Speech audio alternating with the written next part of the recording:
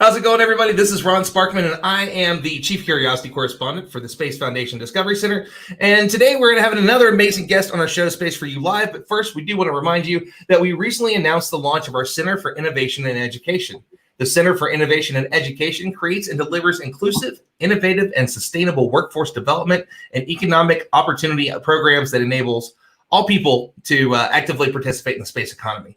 And through public and private partnerships, the center engages students, young leaders, entrepreneurs, and professionals. We encourage you to learn more about the new Center for Innovation and Education and how you can make an impact at www.spacefoundation.com/CIE. And with that, let's get to our guest today, the wonderful Michal Ziso, creator of Ziso, and she's also a space architect. So you told me that I can call you by a nickname, so that way I don't have to attempt to murder your first name again. We're going to go with Mika from now on. And so we were just talking about this before we started. You're kind of from everywhere too. So like you were in New York for a while. You know, you're in Israel currently doing a lot of great things. So let's talk a little bit about that background first. Like, you know, so okay. Let's start with that, and we'll go into some other things. Sure. Well, I was born in Israel, in Haifa, which is a city in the north of Israel. My family, my parents were also born here in Israel. Their parents were born in Romania and in Poland.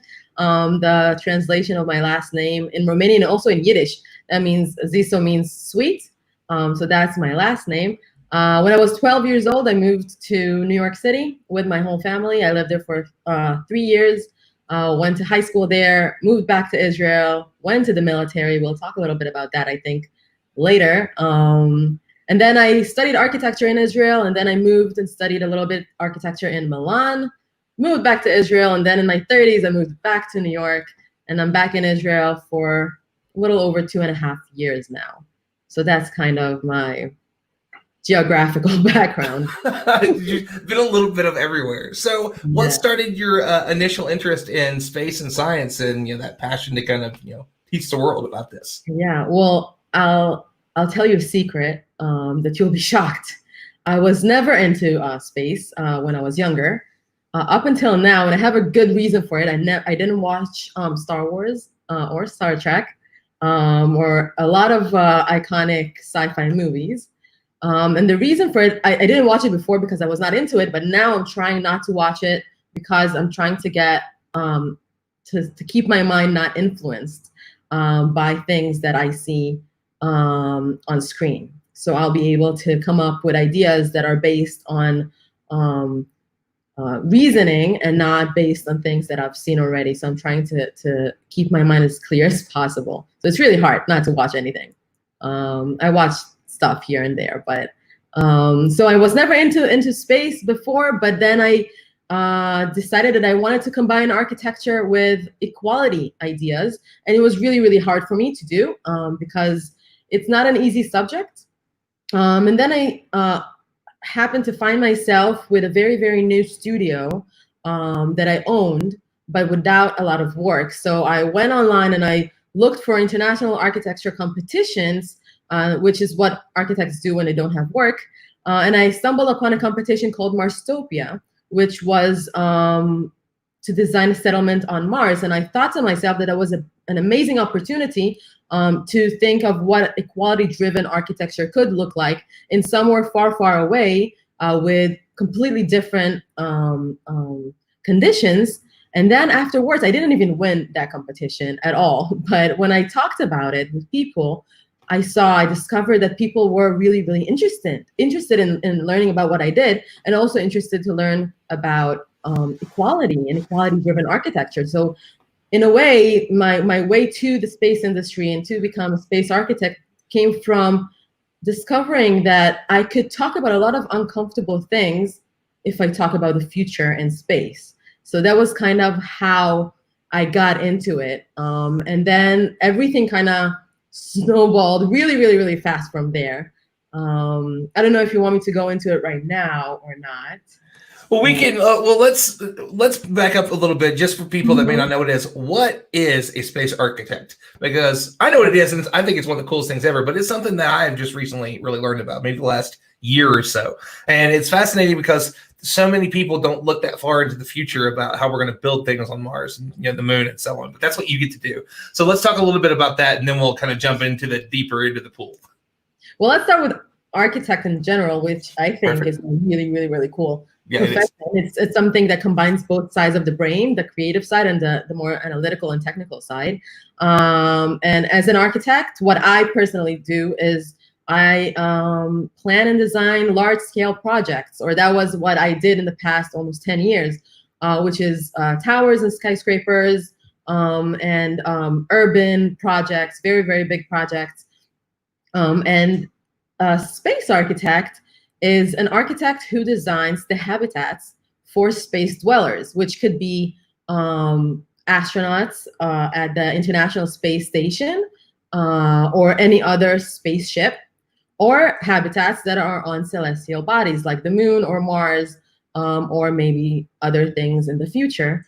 But basically, whenever you have a closed or confined area where people are in, that's architecture. And you can design those with engineers, or you can design those with people that are not architects, but it's still architecture. And right now, as the whole space industry is moving from old space to new space, which means that up until a few years ago, space was only in the hands of governments or big, basically funded by governments. Now, a lot of private companies and private tech people and geniuses and inventors are getting into the field. So now is the time when space is becoming more than just exploration. It's becoming an actual thing for space tourism and for people to stay for longer periods on the moon and eventually on Mars. So then that requires more than just a habitat for survival, which will protect us or give us the basic things we need, which is air and water and food and protection from radiation. It is something that allows us to thrive in those spaces. So that's basically space architecture. So obviously, you were showing me some photos a little bit ago of some of the work you've done, and it's incredible. What made you say, okay, this is the thing that I want to, this is what I want to do forever? It's not just a competition for me now. This is the path that I want to continue, and I want to do TEDx talks about it. I want to start talking panels about it, like where it was cemented in your mind that not only did you want to do this, but this was something that was important, because you did mention, I think you said it was equality driven architecture. Mm-hmm. And that's a really interesting thing that you do talk about one of your TEDx talks too, which we can talk about a little bit more later. But I'm just interested in, like, okay, because the stuff that you created here looks pretty amazing. So, but I mean, that's got to give a different bit of a challenge to say, I want to build like this amazing structure on Mars someday. Well, it wasn't really a decision that I made. It wasn't really something that I woke up in one morning and said, this is what I want to do. It was kind of a process that happened. Oh, thank you, Yan. Hey. It was kind of a process that happened. In the beginning, it was the first realization before space, the equality part, was when I realized that I was the only woman in the room wherever I went in terms of my career. I was always the only woman in the construction side and in the boardroom. And as I worked with other women architects and firms, I was usually finding myself the only woman in the room per project because the big developers today in Israel and in New York and all over the world basically are usually men. Construction workers are usually men. And I figured that, or I realized that that could be a problem. That has to influence somehow how we are living our lives, how our cities and our buildings are looking like. And once I started to work from that competition, that I did the settlement on Mars that I called Mars is More, because I realized that it actually was. I realized that I could go from solving problems and talking to people about problems, which was very, very hard, and think about how to change all the infrastructure of our cities and our countries into thinking about something completely new, starting from scratch, but not starting from scratch like we started building our homes here on Earth, but with all the knowledge that we have and technology that we have today. So as I went on further and deeper into the space industry, I found an amazing group of optimistic and happy people that are running around looking for aliens, basically. Nothing wrong with looking for aliens. Well, not all of you, but a lot of optimistic people that are looking for what could happen. They're looking for the future. They're explorers, and I kind of felt like I found my people, and I wanted to stay there. But it will be a lie if I would say I now divide my time between with gravity and without gravity architecture. So I still do regular types of architecture, but what I try to do is combine conclusions that I have from space architecture into architecture that I do here on Earth. I think it's a great tool to think about or to experiment about what future architecture on Earth will be or will look like when we think about how it is right now or how it should be right now for space. Because a lot of things here on Earth are becoming, or challenges here on Earth are becoming more similar to challenges we're having in space already. So it's a really, really good tool for me to kind of think about future architecture.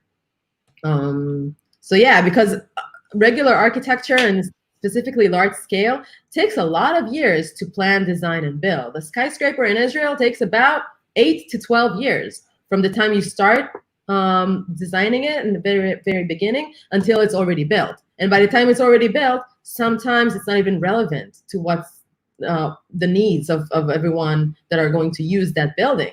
So for me, the right thing to look at architecture is to design more into the future. And a really good way to do that is by designing in space. So yeah, I'm fascinated now. Now I want to be an architect. Like I've never wanted to do that before, because I can't do any of that. I don't have that kind of talent. But I'm glad that we have people like you, and that's a perfect segue into wanting to talk about your actual business, which is you can see it there scrolling at the bottom. You can check it out on theziso.com. So let's talk about Ziso. What made you decide that that's what you want to create and you want to be the head of it? I mean, obviously, it's a profession that's completely ruled by men, and you wanted to bring a new, mostly ruled by men, but you wanted to bring in a new, fresh viewpoint to it. So let's talk a little bit about the work that you do. I mean, before we go into the work that I do, I have to say, in terms of data, right now, people that are studying architecture in universities all over the world are more or less 50-50, men and women, even more to the women's side. But there is something that happens to women architects around the ages of 30, which happens to be also around the age of starting a family, that women kind of stop advancing. And right now, when we look at the architecture industry, we see that most of the big companies, most of the star companies around the world are still run by men. So there are a lot of women architects, but most of the influence is by the male architecture firms. But there are right now amazing, and it's growing, amazing architecture firms run by women. So I'm not a pioneer in that at all. And if we take those numbers and we take it into the space industry, we see that also in the space industry, there are between 14 to 20% of women working in the space industry around the world today, most of which are not in the decision-making roles. So there also I see this gap that I felt that if it's up to me, I'll do whatever I can to change that. And maybe I'll not be able to change the numbers of how many women, although I do try with a lot of mentorship and encouraging women to go into STEM or in STEAM subjects. But I will try to educate people and to talk as much as I can about how much that lack of diversity influences the way we live here on Earth and also in space. And that's the main thing that I'm doing in my studio, which is kind of on 4 pillars. It's architecture, innovation, space, and equality. So I try to combine all of those things. It's a very non-conventional architecture studio because I not only do architecture, I do a lot of research, I do a lot of public speaking, I do a lot of mentoring. I talk a lot about creative thinking, a lot of things that I sometimes come naturally to me. I try to understand what tools I'm using and try to pass it on in my workshops and talks and things like that. So it's a very non-conventional architecture studio. And the projects that I work on now, some of them are regular residential and then commercial projects, and some of them are crazy projects with teams from all over the world. Yeah, and I can go on forever, so you have to stop me. Well, I mean, no, that's one of the reasons too, is that anytime that I've seen you do any of the talks, and we're going to talk about some of the other stuff that you've done later, there's always more to say and there's always more to talk about. And it was exciting. With the I know that you recently did the Explore Mars panel talking about the same thing. This is new to a lot of people, and it's really interesting to think about because we see the competitions for NASA.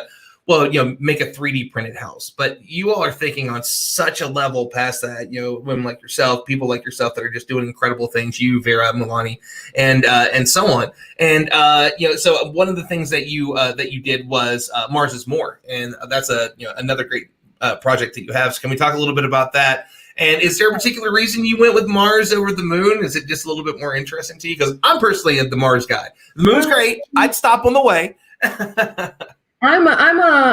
Okay.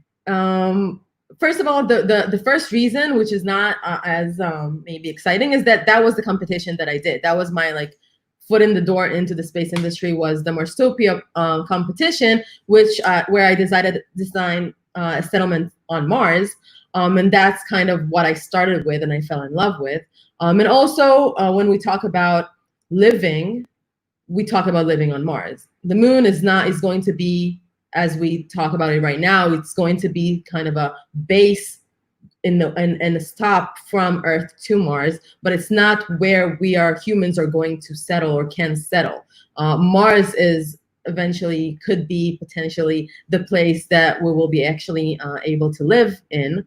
So that's more exciting for me to work on and to think about, but it's not all I do. I do like to think about the moon and to also think about what can be done to the ISS, to the International Space Station.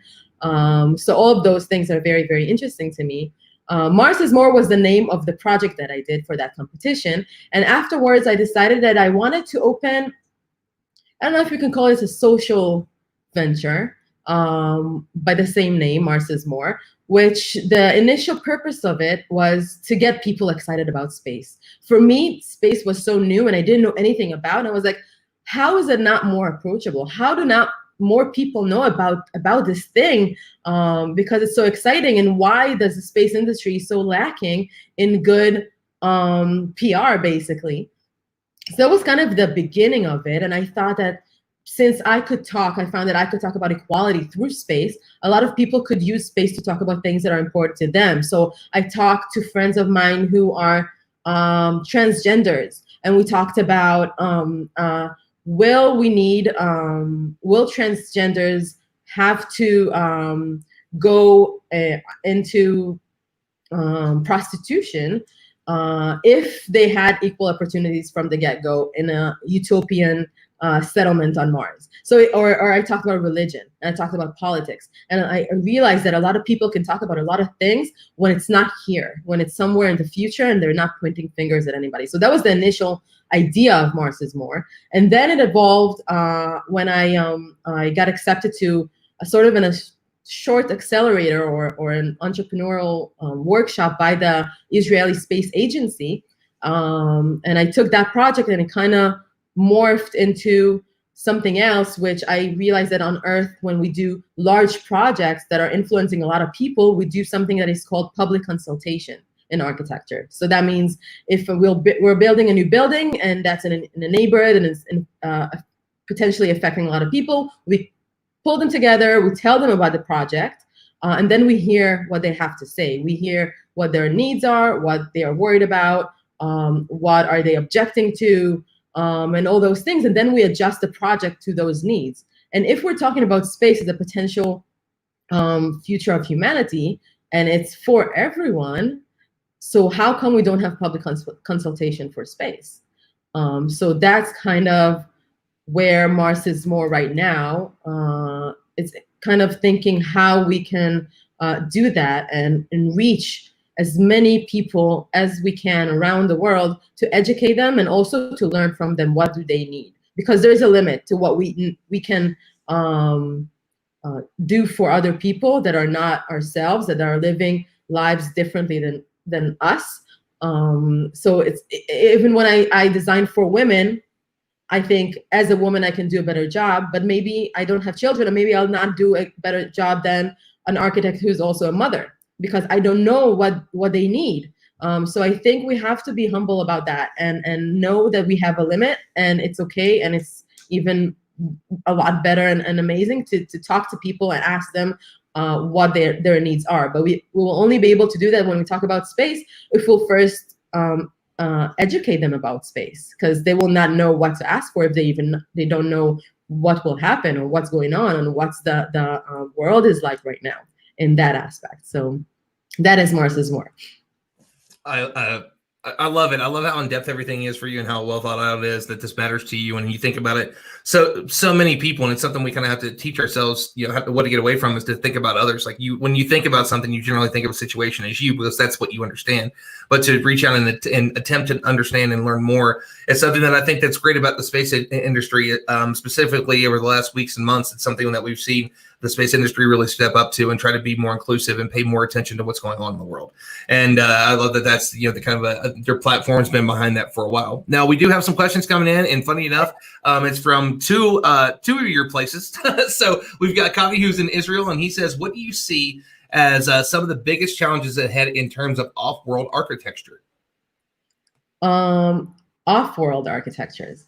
That means space, right? I think he's going to go with space since Kavi was and by the way, one of the best pictures ever. I actually stole Kavi's picture one time and made it my own profile picture. So one of the biggest challenges, I think that right now, as the space industry is doing a lot of effort to incorporate more diversity into its astronauts. I think one of the biggest challenges are to maybe customize or create flexible architecture that could fit all different sizes and shapes of people. I personally think that another very big challenge is that as we go more diverse, different people need different things in terms of also personal space. So we have to accommodate that. And what I do as a space architect, I focus more on those social and psychological aspects of diversity or of diverse potential users. I don't focus as much on the structural or material parts. I trust on my fellow space architects who are brilliant to do that. So I think that those two challenges, to accommodate more diversity in terms of the design, I think that's big. And if we look even further, I think that the challenge for Mars, that's a huge one. Especially how to survive the trip there, which will take 6 to 8 months, and live there with very, very, very high radiation. I mean, there are a lot of challenges. There are challenges of isolation. There are challenges of the temperatures. There are challenges of the delay. On Mars, we have 20-minute delay. So the communication is very slow. So the people that will be on Mars, as opposed to the moon, will be very much on their own. On the moon, we have like a 3-second delay, I think, in communication. But on Mars, it's 20 minutes. So that's a huge one. People will have to be on their own, finding the way, working around. So that's a big challenge. But the radiation, I think, is one of the biggest ones that right now there are a few ideas how to solve them, but none of it proven to be effective. As far as I know, that will be able to have, especially on the trip there to Mars, to protect the astronauts. So yeah. Excellent. And then the next question is, this comes from Nicholas Common from New York City, and he says, what would be the proposed construction materials to be used on Mars? Is it feasible to bring them from Earth? Which is probably would be expensive. So this is a really good question. I'm interested. Well, yeah, one of the biggest challenges in space is to bring things from Earth. So we are looking into, there are a few ways. One is mining regolith from the Mars or Moon soil, which will be the main building material, and to mix it and create some other building materials. But the base will be the regolith from Mars. There is a really, really cool company called Made in Space, which what they do is they invented a 3D printer, like printing machine that they already sent up to the International Space Station.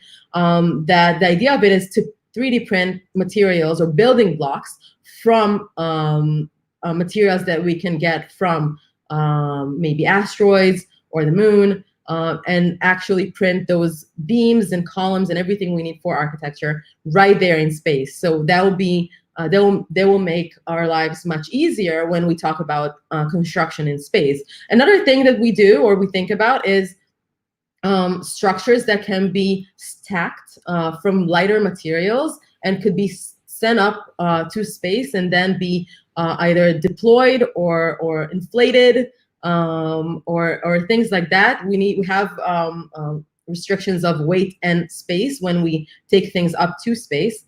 So if we can create sort of like origami-like structures that can be shipped very small and then opened up in some way in space, that's also something that we're looking at.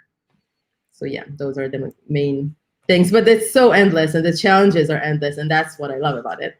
Right. There's always something new. Like, you just don't know what's next. So again, thank you for answering those questions. Both of them said, thank you, Nick. I'm sorry you're from Louisiana. For some reason, I thought you were from New York City. It's probably because we met in New York City.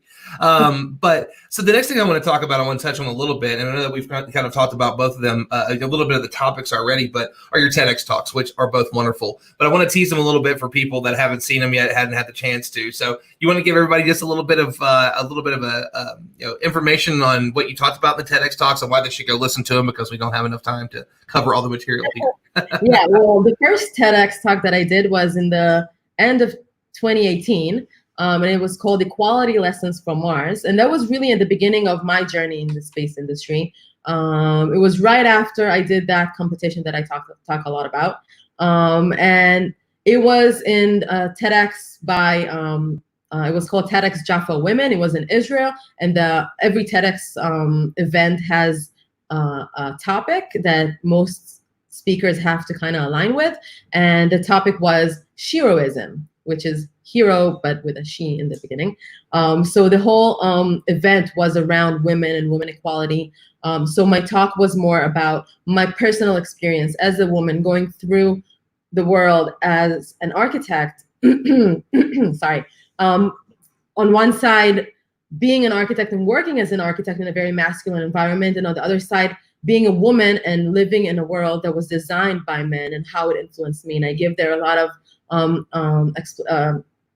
examples of things that may be not comfortable, not safe, that may even make women be less able to live their lives to the fullest. And when I talk about that, that's kind of the topic of that is discrimination by design. It doesn't apply only to women, it applies to all minority groups, and women are the largest minority groups, 50 to 51% of the population. So that TEDx talk, the first one, Equality Lessons from Mars, went from my experience in the architecture industry as an architect and as a woman, and went into what I did in the competition with a settlement, and I explained it a little bit there, and then goes into the way I see our world and how can we learn from thinking about space and thinking about Mars, about how can we take those ideas and implement them into equality thinking. So that was the first TEDx talk. And the second one was done at the International Space University. Thank you, Ruth. International Space University in France.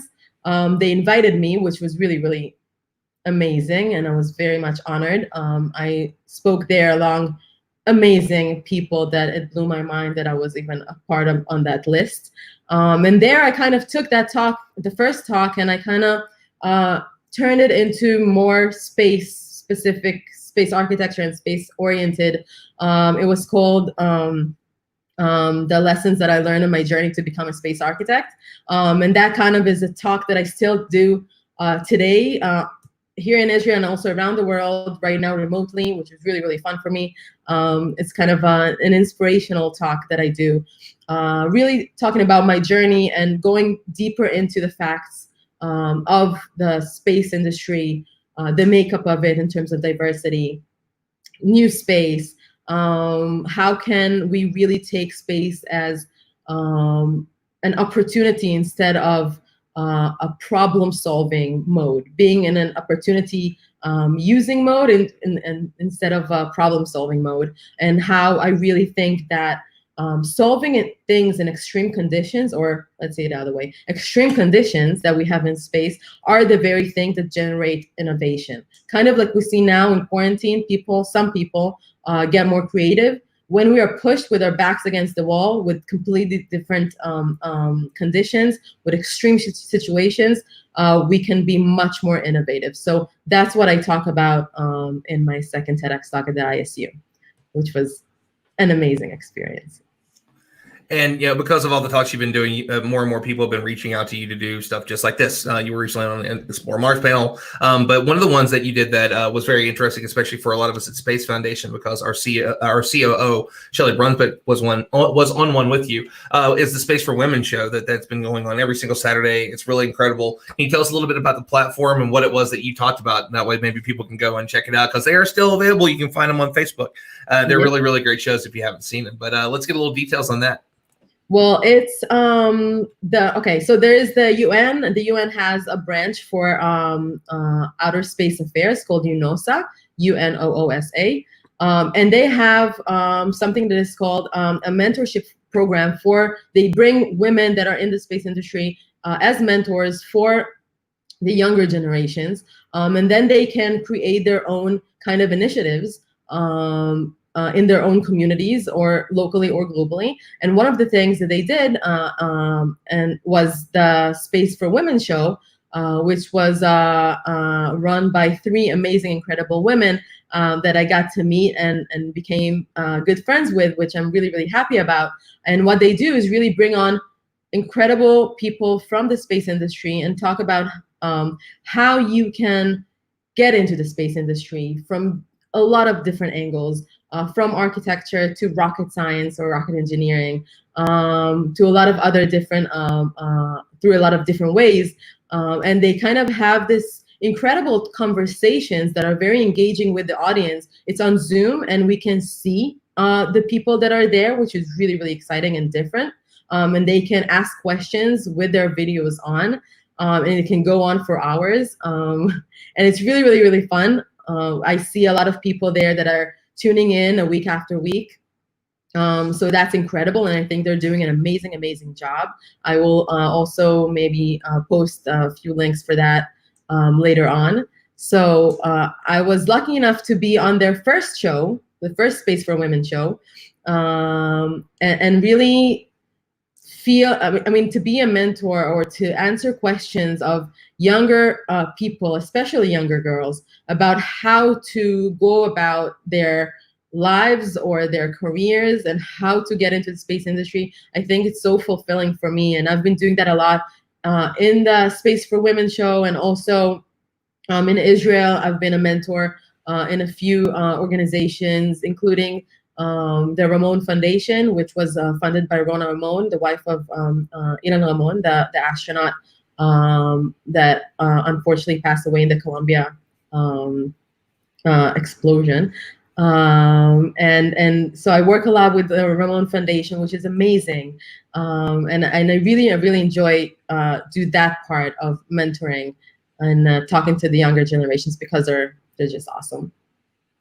Well, and that, that's definitely something I want to touch on too. The mentorship work that you do, specifically in Israel. And we recently talked with Kavi Rose and talking about all the things that are going on. The space industry in Israel is not something that too many people know about. At least till recently, we had the first moon lander launch, and there's a lot more going on there these days. And you were one of the voices, Kavi Riot, who we just threw the comment up there, who's another amazing scientist from the area doing incredible things in the Mars space, astrobiology, and so on.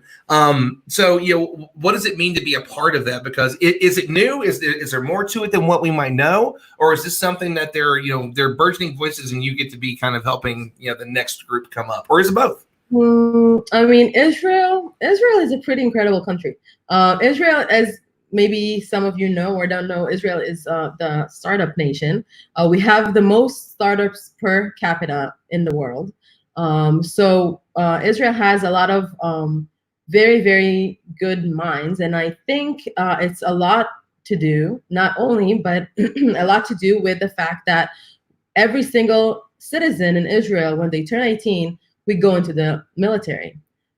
So we kind of get an opportunity to touch on very, very tech areas. Me personally, I was in the intelligence unit of 8200. And that was when I was 18 years old, that's when I started to learn about satellites for intelligence purposes. But still, that's the first time I touched on space-related issues. And I think Israel, as it being a very small country that is surrounded by enemies, let's say, although I think that people to people are not that enemies, it's just the governments, but we'll not get political. Israel has an obligation to protect itself. And that's why it's very, very strong on everything that has to do with satellites and things like that. So I think not a lot of people are aware of that fact, but Israel may be small, but it has a very, very unique and ever-growing space community with brilliant people. And I think a lot of alumni from the ISU, the International Space University, we have a very, very big representation there compared to the very small size of the country. So yeah, so there are a lot of things. I mean, I think the space industry in general, until you get to know someone in it, you kind of are not aware that it exists. But once you're there, it's kind of becomes your whole world, and you just forget that some other things exist out there. So for me, kind of right now, I know so many, and I'm so involved in it. So it's hard for me to think that maybe people don't know about it, but it's always a very good conversation starter when I meet new people that I talk about that, because people are still shocked, even in Israel or in the United States or in Europe, that there are people, and so many people, that are working in this industry. And so for the people that have been inspired by all the amazing things that you're doing today, can you give them a little bit of advice to kind of, if they want to follow in your footsteps, or possibly if they want to reach out to you to kind of talk to you about things, maybe talk to you about space architecture, maybe the next, or the continuing generation of that? Yeah, well, I mean, what I did, or my journey, is kind of, I think, the reason I was able to go about it so fast is that I was very flexible. Kind of, I decided I'm going to in the first year or more, I decided that I'm going to say yes to every opportunity that comes my way, regardless how hard it may be. So I was very, very flexible in terms of new opportunity coming to me, I will just say yes and then study later. When I got accepted to the entrepreneurial workshop by the Israeli Space Agency, it was the first time I was going to be among space people, and there were amazing people coming to talk to us. There were people from NASA and JPL and the European Space Agency, and I was really scared to sound stupid in front of them. So what I did was, for 8 whole days, I didn't go to sleep. Every night I read a lot of space articles just to know the terminology, so I'll be able to carry on conversation during the day. So it's kind of, there is no one way to do that, but I think you should be very flexible, and you should be able to acquire and learn a lot of knowledge in a very short period of time. Space architecture is not something that you can really study right now. There are a few universities, there are 2 universities in the United States that are teaching space architecture, but they're touching mainly on the structural and engineering side, and not about maybe the social and psychological and the things that I work on. So it's kind of like paving a way where there's no road right now.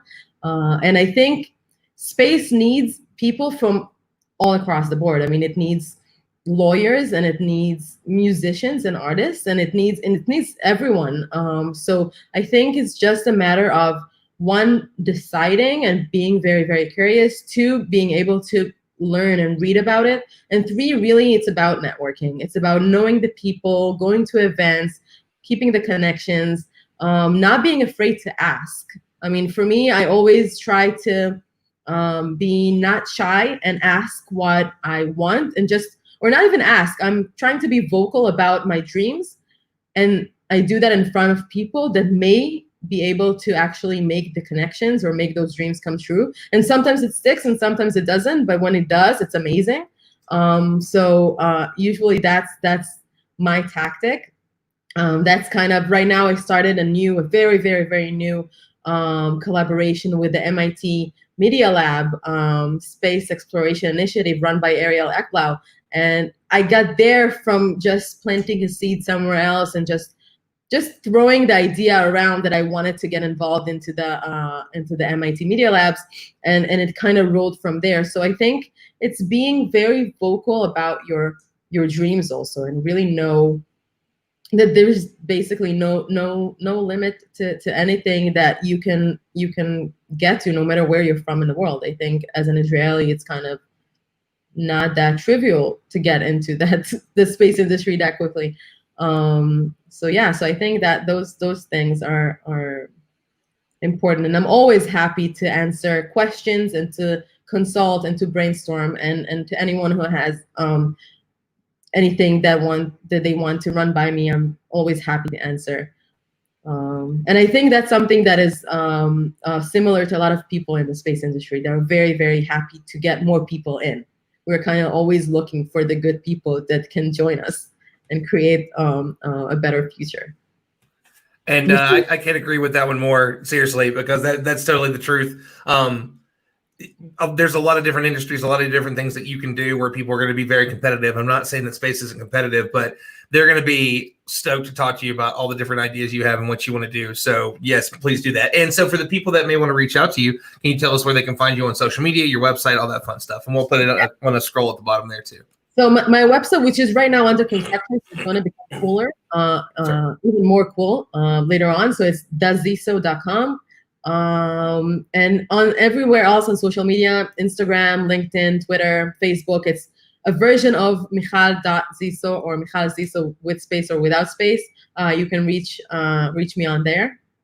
So I'll be happy to talk to you. And also maybe I'll give you my email address that you could post. If I'll write it on the chat, you'll be able to post it. Sure. But yeah, I'll be happy to also get in contact by email. Yeah, I'll be happy to talk to people. We can do that right now. I don't think I've ever done this before. The space industry is an industry of dreamers, and dreamers like to talk about their dreams. Really, really do. That they collaborate with. And bam, I just sent that out everywhere so that way people can get in touch with you. I cannot thank you enough for coming on today and talking with us. And I forgot exactly what time it is where you are now, but it's what, late-ish? Right now it's 9:15 p.m. Not too bad. So we didn't keep you up too late. So I really can't thank you enough for coming on and talking with us about all the amazing things you do and being just a part of this this emerging group of people that are really inspiring people. And it's always nice to see your face pop up whenever there's new webinars. Like, oh, this one's going to be cool. So much. Thank you for having me. I mean, you had some incredible people on here, so it's truly an honor. So thank you so much. We were glad to have you, and we will definitely have to have you back in the future. And everyone, that is going to conclude this episode of the live edition of Space Foundation Space4U podcast. You can subscribe to this podcast and leave us a review on Podbean, Apple Podcasts, and on Google Play. And don't forget to follow us on Facebook, Twitter, Instagram, and LinkedIn, and of course our website, www.spacefoundation.org, where you can also learn more about the various ways you can support the Space Foundation. And don't forget to visit www.discoverspace.org for more digital content for teachers, parents, and students. You can support the Space Foundation, a 501c3 nonprofit, by visiting www.spacefoundation.org/donate. And also don't forget, we are now in the opening phases of bringing back the Space Foundation Discovery Center. If you are a Passport member or you are a healthcare hero, you can come in and see us, but do make sure that to get on the website at www.discoverspace.org to book those tickets and become a Passport member. So on all these outlets and more, it's our goal to inspire, educate, connect, and advocate for the space community. Because of the Space Foundation, we will always have space for you. Thank you, everyone, for watching, and we'll see you on the next episode. Bye.